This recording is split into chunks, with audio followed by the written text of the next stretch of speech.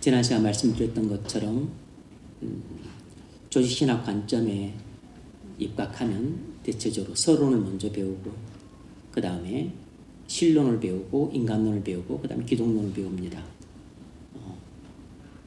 이것이 이제 우리가 알아야 될 일반적인 순서이기도 해요. 우리가 성경을 통해서 알거나 또 기독교를 우리가 알려고 할 때 우리는 맨 먼저 예수를 아는 것도 아니고 인간을 아는 것도 아닙니다. 우리가 맨 먼저 알아야 될 것은 하나님에 대해서 알아야 됩니다. 하나님이 모든 만물의 근원이자 또 출발점이기 때문입니다. 우주 만물도 하나님께서 나왔고 인간도 하나님께서 나왔고 그리고 천사들도 하나님께서 나왔기 때문에 또 사단도 하나님께서 지으신 피조물이기 때문에 모든 출발의 근원인 하나님으로부터 시작을 해야 됩니다. 그리고 인간은 하나님의 형상으로 지음받았기 때문에 그 다음에 인간을 배우는 거죠.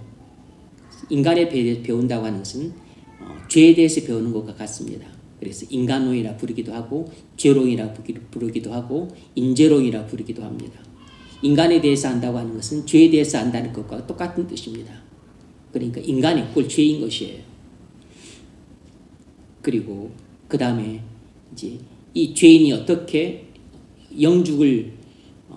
죄인이 어떻게 구원받을 수 있는가? 그건 예수님 때문에 구원받는다는 것이죠.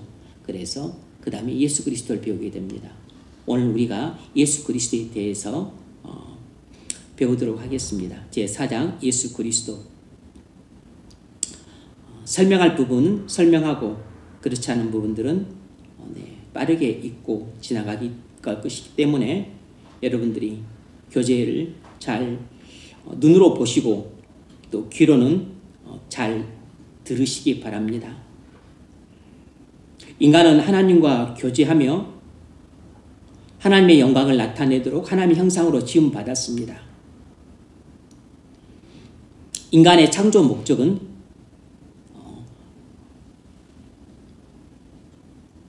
하나님을 즐거워하며 하나님을 영화롭게 하며 그를 영원토록 즐거워하는 것이라 그랬습니다.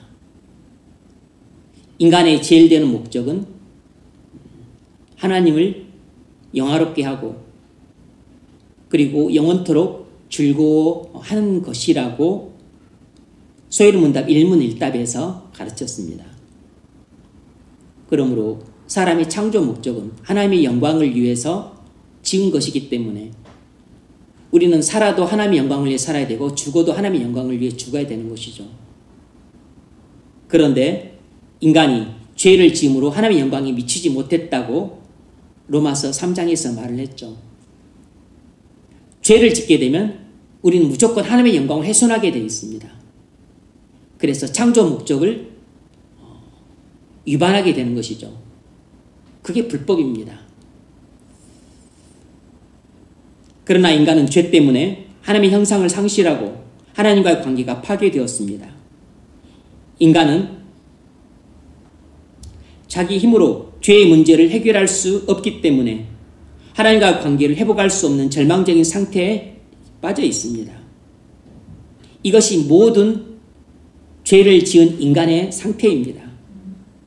이 절망적인 상태에 빠진 인간을 구원하기 위해 예수 그리스도는 하늘로부터 이 세상에 오셔야만 했습니다. 만일 우리가 죄를 짓지 않았다면 그리스도도 필요가 없죠. 우리가 아담과 하와처럼 에덴 동산에서 죄 없이 살고 있다면 굳이 사탄도 없고 죄도 없기 때문에 당연히 지옥도 멸망도 심판도 없기 때문에 구주가 오실 필요가 없는 것입니다. 예수 그리스도는 우리의 죄 문제를 해결하심으로써 우리를 죄와 사망에서 구원하셨습니다. 첫 번째로 예수 그리스도의 명칭과 본성에 대해 살펴봅시다. 첫 번째, 예수 그리스도의 명칭. 마태복음 1장 21절 아들을 낳으리니 이름을 예수라 하라. 이는 그가 자기 백성을 그들의 죄에서 구원할 자이심이라 하니라. 여기에 예수의 이름이 나와 있죠. 예수의 이름의 뜻이 뭡니까? 자기 백성을 그들의 죄에서 구원할 자. 이것이 예수라는 말의 이름의 뜻입니다. 예수라는 이름은 히브리어로 여호수아 또는 헬라어로 예수스에 대한 우리말 번역입니다. 예수는 구원자라는 뜻이에요. 그리스도라는 히브리어로 메시아 또는 헬라어로 크리스토스에 대한 우리말 번역입니다. 기름 부음을 받은 자라는 뜻이에요. 그러니까 예수는 라는 말의 뜻은 구원자, 예수라는 말의 뜻은 구원자, 그리스도라는 말의 뜻은 기름 부음을 받은 자, 이런 뜻입니다. 예수 그리스도는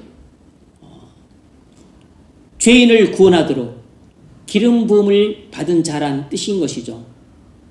죄인을 구원하기 위해 기름 부음 받은 구원자, 이런 뜻인 것입니다. 한자로는 기독으로 표기합니다. 그러므로 예수 그리스도는 죄 때문에 절망적인 상태에 놓인 인간을 그 죄로부터 구원하시기 위해 성령을 부음받은 구원자라는 뜻입니다. 예수 그리스도라는 말이 무슨 뜻이냐라고 한다면 예수는 구원자, 그리스도는 기름 부음을 받은 자이기 때문에 예수 그리스도는 죄인을 구원하기 위해 오신 분이세요. 그러므로 인류를 죄인에서 구원하시기 위해 하나님의 아들이 구원자가 되셔서 성령으로 부음받은 자다. 이렇게 풀이하시면 됩니다. 그러니까 이것을 여러분 누군가에게 말을 꼭 물어본다면, 설명을 해야 된다면 예수는 구원자, 그리스도는 기름 부음을 받은 자라는 뜻을 갖고 있다는 것을 기억하시면 예수 그리스도가 무슨 뜻인지 다른 사람들한테 풀어 설명해 줄 수 있습니다. 예수 그리스도의 본성, 우주 전체의 모든 사물은, 우주 전체에 존재하는 모든 사물은 일물일성입니다. 다시 말해서 한 가지 물건은 한 가지 본성만 갖고 있다는 것입니다.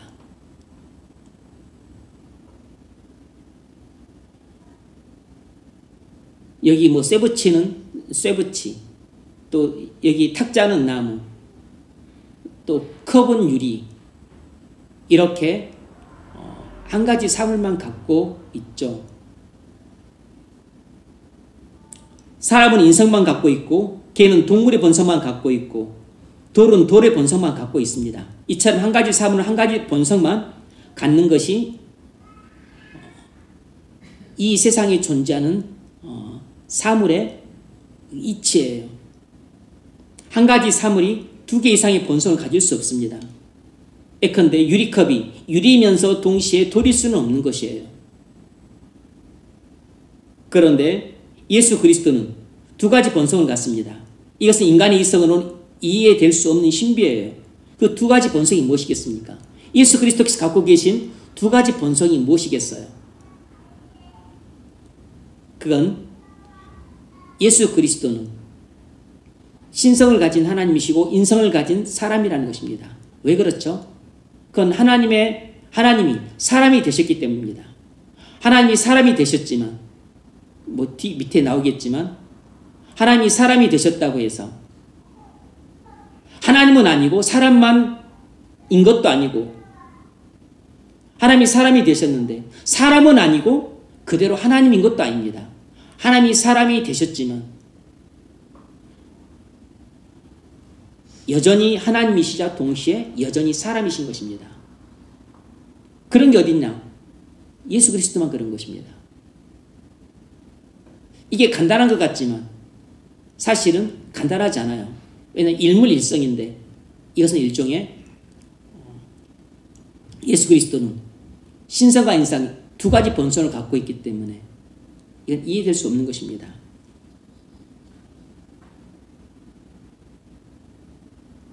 첫 번째, 예수 그리스도의 신성. 예수 그리스도는 참 하나님이십니다. 하나님 아들이세요. 성자 하나님이라고 부르죠. 요한복음 1장 1절, 태초에 말씀이 계시니라. 이 말씀이 하나님과 함께 계셨으니 이 말씀은 곧 하나님이시니라. 여기서 태초에 계신 말씀은 성자 하나님을 말하는 거죠. 그럼 이 성자 하나님은 말고 하나님이라는 것입니다. 골로새 2장 9절 그 안에는 신성의 모든 충만이 육체로 거하시고 그리스도 안에는 신성이 충만하다는 것입니다. 그리스도 안에는 하나님의 성품이 충만하다는 것이에요. 오늘날 많은 사람들은 예수 그리스도를 한낱 성자 중 한 명으로 생각합니다. 그러나 그것은 사실이 아닙니다. 예수님이 하나님이 아니라 단지 인간에 불과하다면 예수님은 우리의 구원자가 될 수 없습니다. 왜냐하면 자기 죄를 해결할 수 없는 사람은 당연히 인간의 문제를 해결할 수 없기 때문입니다. 죄인은 다른 죄인들의 죄 문제를 해결할 수가 없어요. 예수 그리스도는 태초부터 성부 하나님과 함께 계셨던 성자 하나님이십니다. 예수님은 육체로 이 땅에 오셨지만 그 안에 신성의 모든 충만을 갖고 계신 하나님이십니다. 그러므로 예수 그리스도는 하늘로부터 이 세상에 오신 참 하나님이십니다. 예수 그리스도는 두 번째로 인성도 갖고 계세요. 예수 그리스도는 참 사람이십니다. 예수님은 원래 성자 하나님이셨는데 사람이 되셨습니다. 그래서 예수님은 여전히 신성을 가진 하나님이면서 동시에 인성을 가진 사람이세요. 이것을 그리스도 양성교리라고 부릅니다. 그리스도 양성교리란 예수 그리스도는 신성을 가진 하나님이시요 인성을 가진 사람이다 라는 뜻이에요. 이 그리스도 양성교리를 이해하기 어려웠기 때문에 그리스도 양성교리에 관한 이단들이 많습니다. 많은 이단은 이 그리스도 양성교리 때문에 발생을 했어요. 대표적으로 아리우스 이단이 그 대표적인 예입니다. 성부 하나님 때문에 이단이 나오는 경우는 드물어요.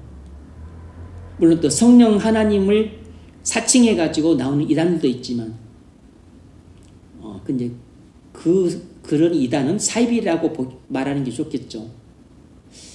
신학적으로 말하는 그 교리가 잘못된 이단은 대부분 이 그리스도 양성 교리 때문입니다. 그래서 예수님을 자꾸 그냥 신성만 가진 하나님이다 라고 주장하는 경우들이 많아요. 그래서 이단 가연설이 나오기도 하는 것입니다. 예수 그리스도에 대한 단성론을 주장하는 경우가 많습니다. 예수님은 그냥 하나님이시다. 아니다. 예수님은 인간이다. 이렇게 단성론을 주장하는 경우가 많아요. 아리우스가 또 그런 단성론인 거죠. 예수 그리스도는 인간이다. 하나님은 아니고 최초의 인간이다. 특별한 인간이다. 근데 그런 말이 무척 설득력이 있었습니다. 그래서 많은 사람들이 추종을 했어요. 그래서 북아프리카 지역에 넓게 퍼진 콥틱교회가 그 아리우스 이단 종파 중에 하나예요.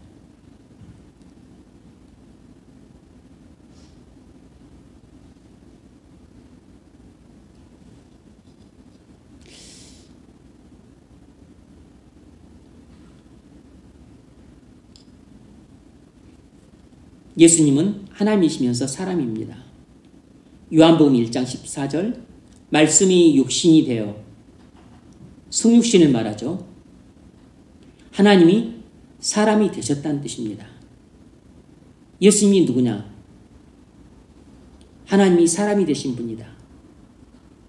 예수님은 성육신 하신 하나님이세요. 사람이 되신 하나님이십니다. 사람이 되셨으니까 사람이고 그 본성은 여전히 하나님이니까 하나님인 거예요.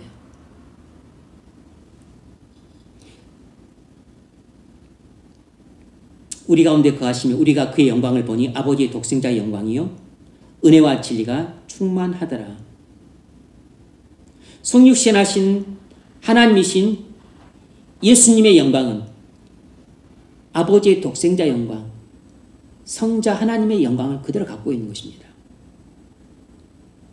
누가복음 24장 39절 내 손과 발을 보고 나인 줄 알라. 부활하신 예수님이 손과 발을 갖고 있다는 것을 말하죠. 예수 그리스도는 육체와 영혼을 지닌 사람이십니다. 하지만 죄는 전혀 없으십니다. 만일 예수님이 원죄나 자범죄가 있다면 예수님은 결코 인간을 죄에서 구원할 수 없습니다. 예수님은 죄가 전혀 없으신 참 사람이십니다. 예수님은 참 하나님이시면서 동시에 참 사람이십니다.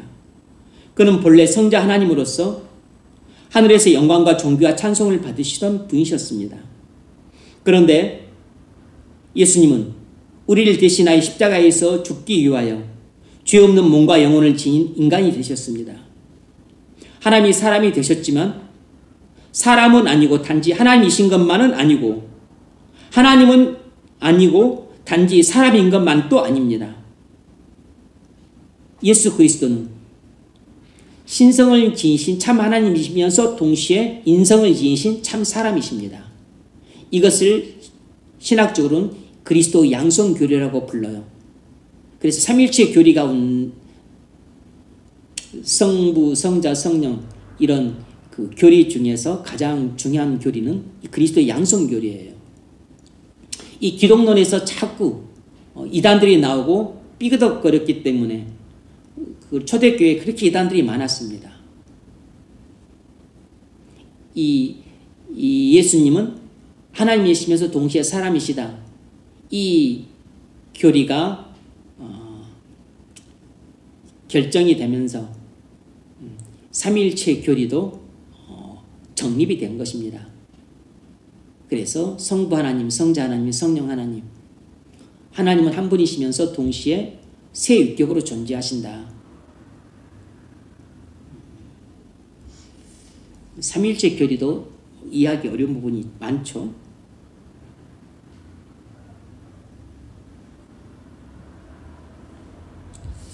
적용 질문 대답해 보세요. 예수 그리스도는 어떤 분이십니까? 묻는다면 예수 그리스도는 참 하나님이시면서 동시에 참 사람이십니다. 이렇게 대답하면 되는 것입니다.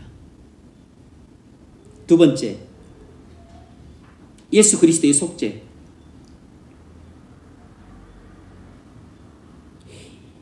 예수 그리스도께서 우리를 위해 속죄하신 이유가 뭡니까? 하나님의 사랑 때문이에요. 예수님이 십자가에서 나의 모든 죄를 대속해 주신 이유가 뭔가? 그건 하나님의 사랑 때문인 겁니다. 예수 그리스도의 십자가의 죽음으로 우리 죄를 속죄하신 것은 전적으로 우리에 대한 하나님의 크신 사랑에서 나온 것입니다. 성경은 이 점을 많이 언급하고 있죠. 로마서 5장 8절.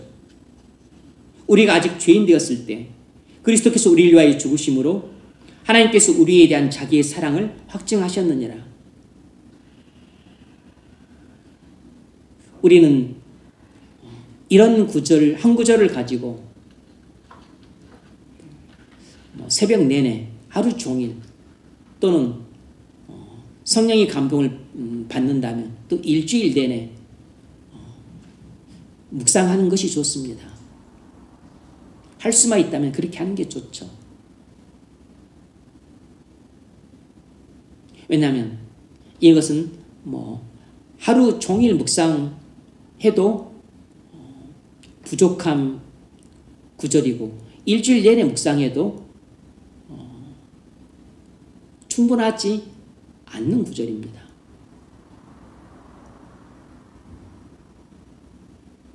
요한일서 4장 9절. 하나님의 사랑이 우리에게 이렇게 나타난 바 되었으니 하나님이 자기의 독생자를 세상에 보내심은 그로 말미암아 우리를 살리려 하심이라. 이것도 우리가 오래도록 마음에 새기고 묵상하기에 좋은 구절입니다. 하나님의 사랑이 우리에게 이렇게 나타난 바 되었으니 하나님이 자기의 독생자를 세상에 보내심은 그로 말미암아 우리를 살리려 하심이라. 하나님께서 우리 죄를 속죄해 주신 것은 전적으로 우리를 사랑하시기 때문입니다. 하나님께서 죄 때문에 원수된 우리를 예수 그리스도의 십자가의 죽으심으로 말미암아 죄사함 받고 하나님과 화목하게 되기를 기뻐하셨습니다. 죄의 문제가 해결되지 않는다면 인간을 비롯한 모든 피조물은 하나님과 화목될 수 없습니다. 그러면 하나님과 올바른 관계를 맺지 못하기 때문에 하나님의 생명을 받아 누릴 수 없게 됩니다. 그럼 하나님과 불화한 관계가 되는 것이죠. 죄를 용서받지 못한 사람은 하나님과 관계가 삐걱대기 때문에 하나님과 여전히 불화한 관계에 있기 때문에 그 사람은 마음에 은혜도 받기 어렵고 평안을 누릴 수가 없어요. 죄인에게는 평안이 없는 것입니다. 악인에게는 평안이 없도다 그랬습니다. 하나님과 불화한 관계에 있는 사람은 악인이에요. 지금이라도 죽으면 지옥 갑니다. 그래서 죄인인 우리에게 있어서 가장 급선무이자 가장 중요한 일은 나의 죄를 속량받는 것이에요.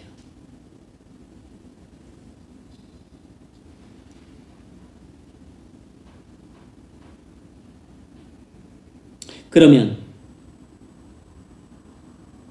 하나님이 우리를 사랑하셨기 때문에 하나님과 화목하게 될 수 있도록 하나님께서 우리 죄를 속죄해 주셨습니다. 하나님이 우리 죄를 속죄하기 위해서 하나님께서 아들로 이 땅에 내려오신 것이에요. 하나님의 아들이 이 땅에 내려오신 것은 하나님 자신이 내려오신 것입니다. 예수 그리스도의 십자가의 속죄는 우리에 대한 하나님의 크신 사랑에서 나온 것입니다. 요한일서 4장 10절 사랑은 여기 있으니 우리가 하나님을 사랑한 것이 아니요 하나님이 우리를 사랑하사 우리 죄를 속하기 위하여 화목제물로 그 아들을 보내셨습니다. 사랑은 여기 있으니 온 우주에 진정한 사랑이 여기 있다는 것입니다. 온 우주에 가장 원형이 되는 사랑이 하나님 사랑이라는 것이에요. 우리가 하나님을 사랑한 것이 아니요 하나님이 우리를 사랑하사 우리 죄를 속하기 위하여 화목제물로 그 아들을 보내셨습니다. 뭐죠? 성경이 말하는 진정한 사랑은 아가페 사랑인 겁니다. 전적인 자기 희생적인 사랑이에요. 남녀 간에 서로 좋아하는 감정 그런 사랑이 아닙니다. 그것은 그냥 에로스적인 사랑이에요.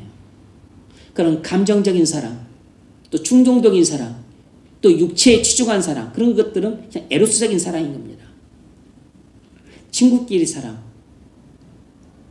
뭐 또 지체들끼리 또 이렇게 사랑 이런 것은 주로 그냥 필요적인 사랑인 거예요. 그런데 성경이 말하는 사랑은 전적으로 아가페적인 사랑입니다. 진정한 사랑은 아가페적인 사랑이라고. 물론 그 신약 성경은 헬라어로 쓰였는데 거기에는 뭐 예수님이 사랑을 말씀하실 때 필요라는 단어가 쓰이기도 했어요. 나를 사랑하는 자는 내 계명을 지키리라.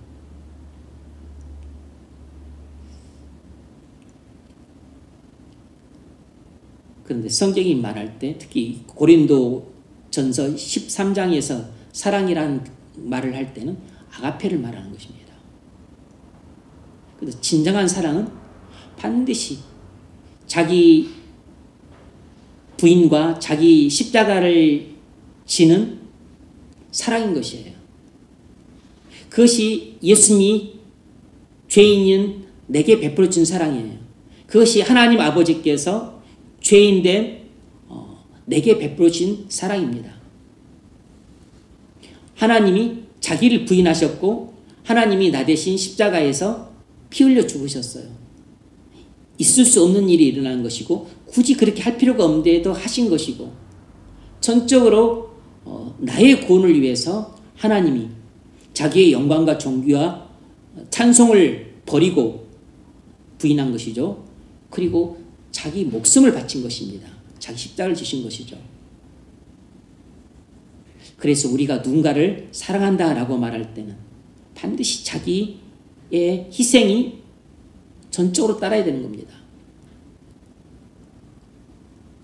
그러므로 남녀 간에 진정한 사랑으로 맺어지는 부부 결혼이라면 거기에는 아가페적인 사랑이 있어야 돼요.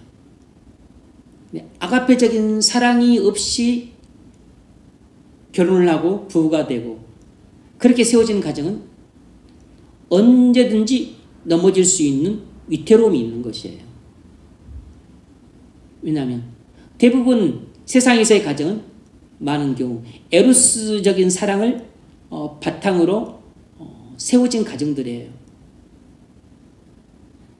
사상 누각인 경우가 많죠. 그 증거는 특히 이혼으로 나타나는 겁니다. 툭하면 이혼하는 것이에요. 그리고 고생하면 못 살겠다고 하고 찢어지자 그러고 그리고 환난 당하면 도저히 난 못 살겠다고 내팽개치고 도망치는 것입니다. 왜죠? 아가페적인 사랑이 없기 때문이에요.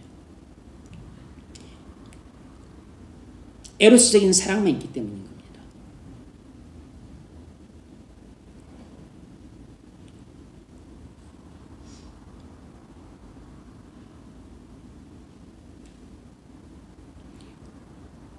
하나님 사랑은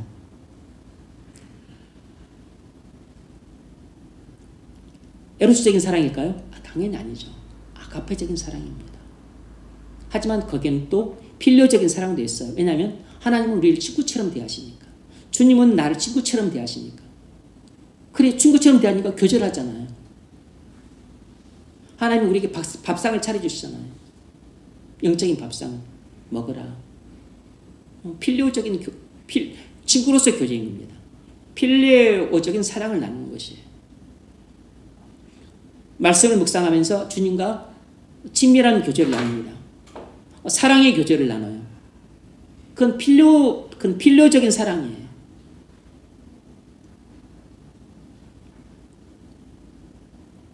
근데 에로스적인 사랑만 갖고 뭔가를 하려고 하는 사람은 사실상 필요적인 사랑도 그거 하기가 힘들어요. 필요적인 사랑조차도 잘 안 되는 겁니다. 그러면 그거 심각하죠. 나중에 부부가 되면.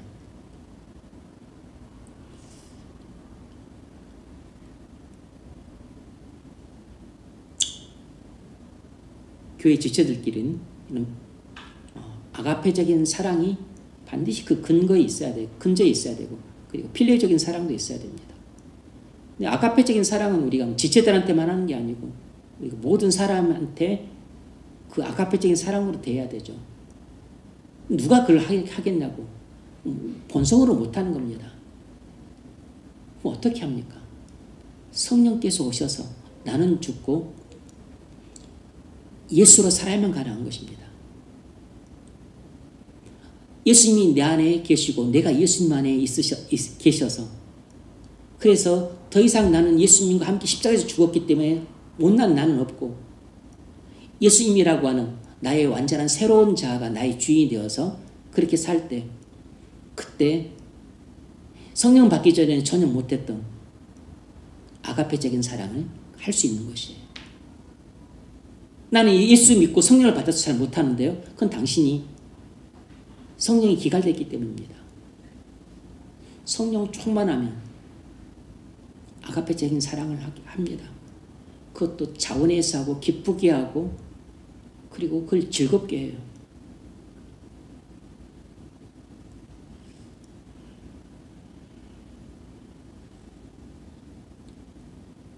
성령을 받았어도 구원을 받았어도 에로스적인 사랑에 눈멀어서 범죄하기가 쉽습니다. 얼마든지 그래요. 그래서 섰다고 생각하는 자는 넘어질까 조심해야 됩니다. 우리는 언제든지 넘어질 수 있어요. 구원받았어. 분명히 회심해서 막 성령 충만하고 은혜 충만했던 사람, 놀랍게 막 교회에서 믿음 좋다고 막 칭찬받은 사람들 속절없이 넘어집니다. 추락하면서 날개도 없다고 뭐 급전직하로 추락해요. 왜 추락하냐? 교만하기 때문입니다. 교만이 그래서 우리 모든 사람들의 가장 큰 문제는 항상 교만이에요. 제 문제도 가장 큰 문제는 교만이고 여러분의 가장 큰 문제도 교만이에요. 죄 가운데 있는 사람의 문제도 그 교만 때문에 그렇고 있는 것입니다. 그런데 구원받은 사람, 뭐 신앙생활을 잘하고 있는 사람의 문제도 그 심층적으로는 그 교만이 문제예요. 반드시 그 사람이 넘어지고 실족한다면 교만 때문에 넘어지고 실족하게 됩니다.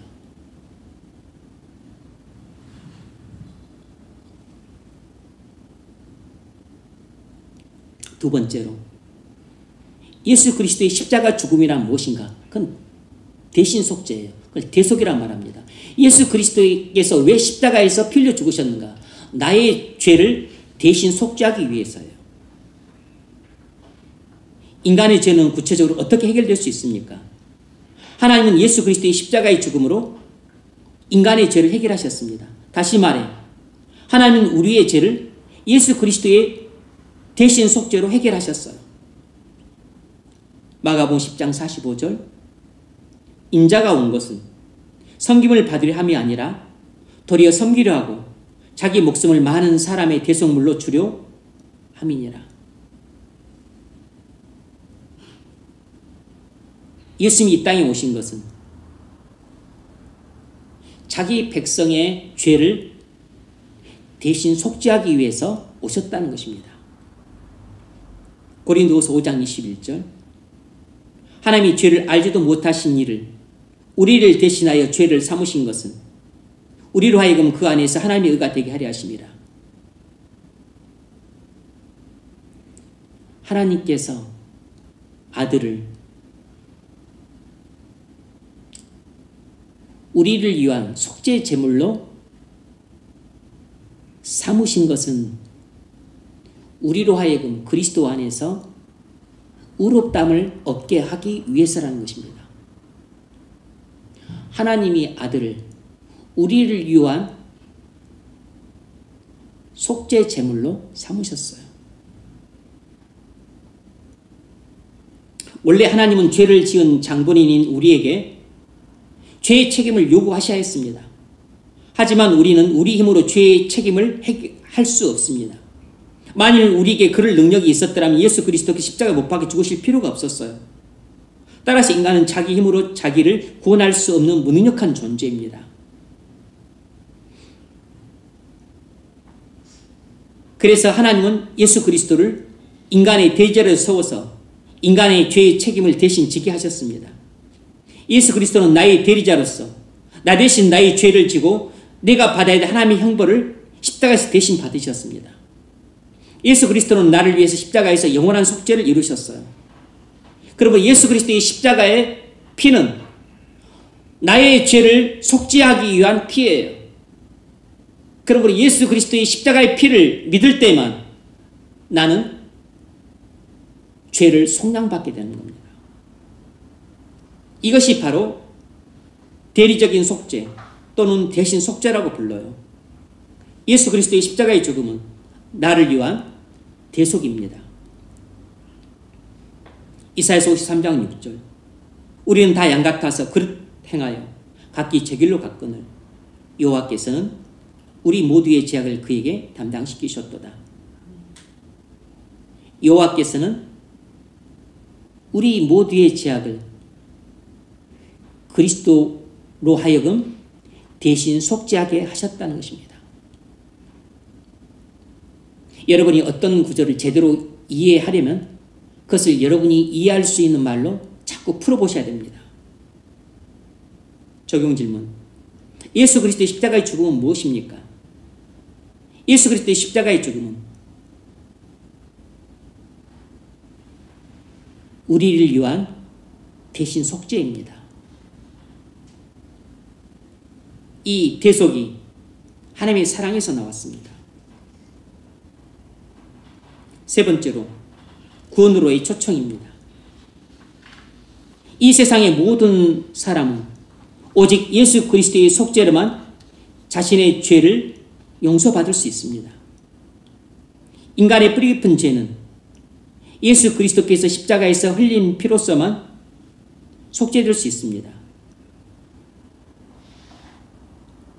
인간의 죄는 그리스도의 십자가 피 외에 다른 방법으로는 절대로 용서받을 수가 없어요. 구제를 많이 해도, 기부를 많이 해도, 선행을 많이 해도, 공로를 많이 세워도 용서받을 수 없습니다.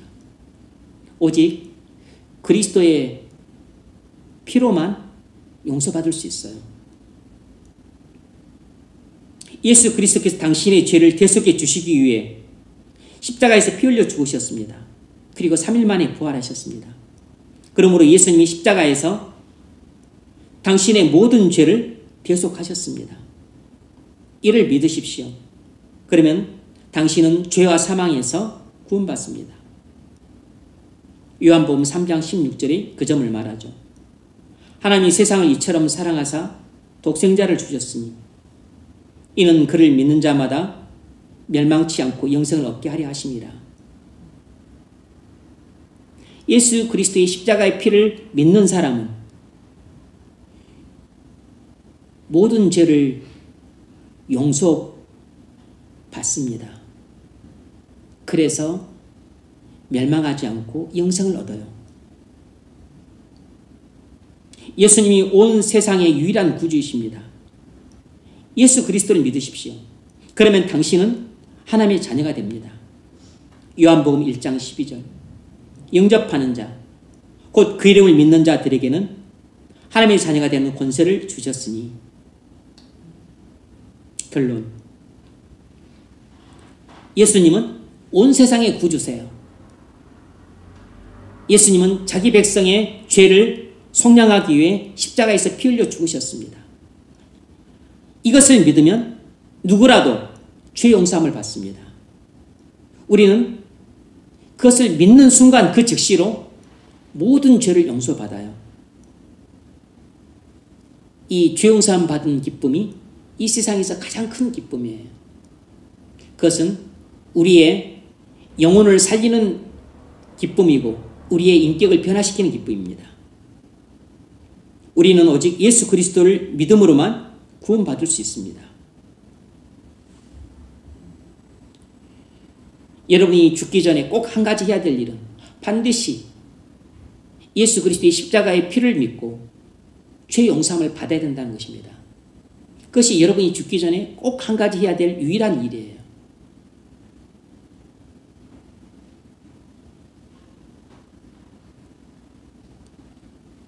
여러분이 예수 그리스도의 십자가의 피를 믿고 모든 죄를 용서받았다면 여러분들이 경제적으로 실패하거나 또 뭐 직장에서 실패하거나 뭐 시험에 실패하거나 또 연애에 결혼해서 실패하거나 또 건강에 실패했다 할지라도 여러분의 인생은 성공하는 인생이라고 말할 수 있어요.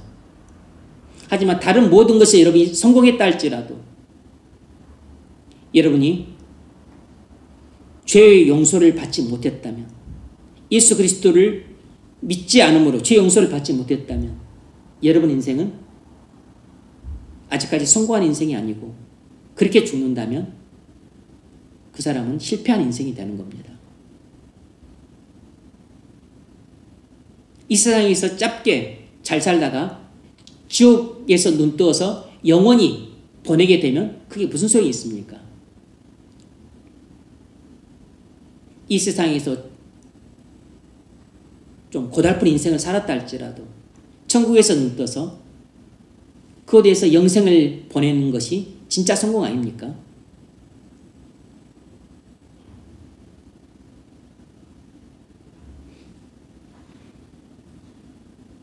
그러므로 우리는 우리 자신의 영혼을 평안하게 버려두시면 안 됩니다. 특별히 아직 죄의 문제가 해결되지 않은 사람은 자기 영혼을 괴롭게 해야 돼요.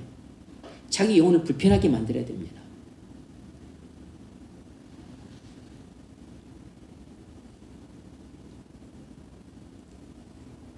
죄로 인한 시름을 잊기 위해서 영적인 주지육림에 빠지면 안 됩니다. 먹는 것에 빠지고 노는 것에 빠지고 옷 사입는 것에 빠지고 차 사는 것에 빠지고 신발 사는 것에 빠지고 전자제품 사는 것에 빠지고 연애에 빠지고 우리는 고통이 싫으니까 고통 회피하기 위해서 자꾸 그런 데 빠지게 돼 있어요. 그런 데 관심을 두게 돼 있습니다. 영화에 빠지고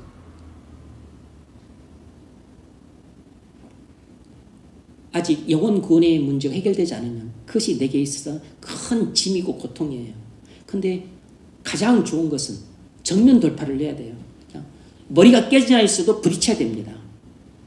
내 머리가 깨지고 내 몸이 박살이 나고 내 몸이 산산조각이 나는 있어도 내 앞에 놓인 영적인 문제하고 정면으로 충돌해야 됩니다. 정면 돌파를 해야 돼요. 절대로 새길로 빠지면 안 됩니다. 절대로 도망치면 안 돼요. 절대로 피하면 안 됩니다. 우리의 유일한 피난처는 그리스도밖에 없기 때문에 만약에 피하려면 그리스도께 피해야 돼요.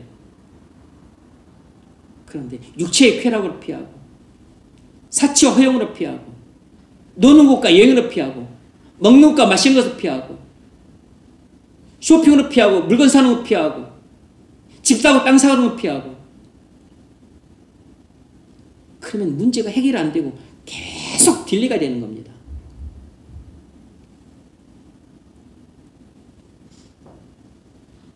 빨리 매듭을 풀어야 될 것은 빨리 매듭을 풀어야 돼요. 정면 돌파를 해야 됩니다. 모든 영적인 문제들은 절대 회피하면 안 돼요. 도망치면 안 됩니다. 회피하려고 하는 순간 그 사람 피해자가 되는 것이에요. 도망자가 되는 사람 그 사람 비겁자가 되는 것입니다. 무조건 영적인 고난은 전부 정면 돌파를 해야 돼요. 살든지 죽든지 내가 죽든지 네가 죽든지 내가 목숨이 끊어냐는 있더라도 어쨌든 정면 돌파를 해야 돼요. 그런 각오를 일사각오에 가진 사람이 죽기 살기로 기도하는 겁니다. 그런 사람이 죽기 살기로 금식을 하면서 달려드는 것이에요. 그런 자세로 기도를 하면 몇십 분 잠깐 기도하다가 그렇게 일어날 수 없는 겁니다. 뭐든지 흐지부지하니까 아무런 변화가 안 일어나는 경우가 많아요. 여러분이 다 그렇다는 얘기는 아닙니다.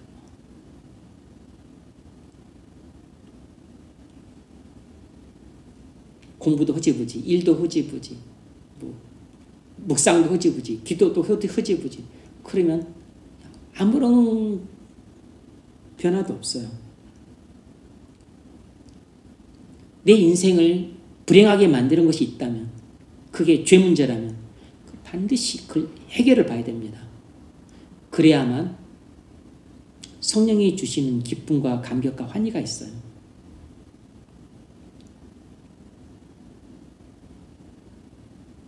우리는 오직 예수 그리스도를 믿음으로만 구원받습니다. 적용 질문. 당신은 영원히 죽을 죄인인데 구원받으셨습니까? 당신은 예수 그리스도의 속죄를 믿음으로 죄와 사망에서 구원받았습니까? 이것이 우리가 인종에 들어서기 전에 꼭 해결될 문제예요.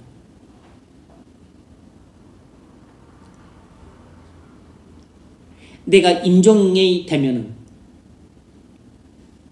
그때 뭐가 문제가 되겠습니까? 아이고 내가 집 한 채 없이 살았네. 아이고 내가 너무 가난하게 살았어.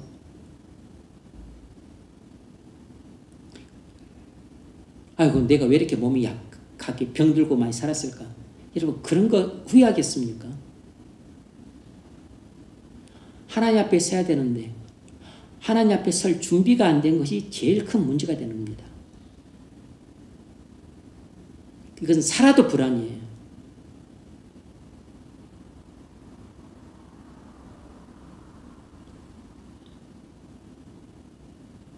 죄 문제가 해결되지 않은 상태에서는 살아도 사는 게 아닙니다. 그럼 먹어도 즐거운 게 없고 집을 사도 행복한 게 없고 결혼해도 행복할 수가 없어요. 자식을 3, 5, 10명을 낳아도 행복할 수가 없습니다. 죄 문제가 해결되지 않은 상태에서는 절대 행복이 따라올 수가 없습니다. 왜냐하면 하나님과 불화한 관계이기 때문에.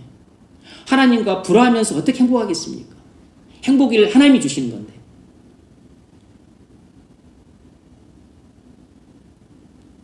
그래서 아직까지 죄 문제가 해결되지 않으신 분들은 올 한 해 모든 여러분들의 타겟을 죄 문제를 해결하는 데 두셔야 돼요. 여러분들의 모든 목표를 죄 문제를 해결하는 데 두셔야 됩니다.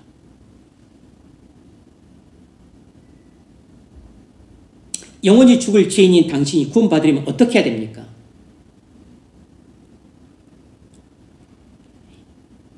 예수 그리스도를 믿으셔야죠.